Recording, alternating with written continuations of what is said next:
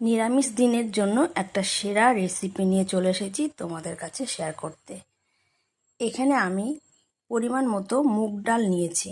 মুগ ডালটা ভালো করে ধুয়ে আমি ভিজিয়ে রাখবো বেশ খানিকক্ষণ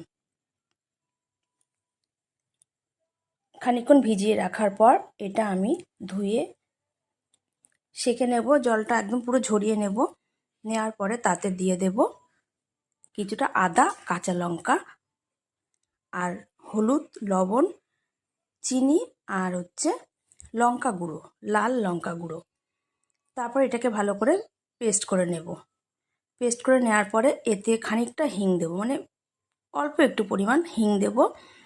হিং দেওয়ার পর আমি প্যানে তেল গরম করে এটা ঢেলে দেব। ঢেলে একটু ঢাকা দিয়েছিলাম, সেটা আমি আর দেখাতে পারিনি। তারপরে এটা উল্টে পাল্টে আমি ভেজে নেব। ভেজে নেওয়ার পর একটু ছুরির সাহায্যে এটাকে টুকরো টুকরো করে কেটে নেব। বরফি আকারেও কাটা যায়, চৌকো আকারেও কাটা যায়। আমি কিন্তু চৌকো আকারে কেটে নিয়েছিলাম। তারপরে এটা দিয়ে কিন্তু ভালো রান্না করা যায় নিরামিষ দিনে। আমি করেছিলাম, সেটাও তোমাদের কাছে শেয়ার করব।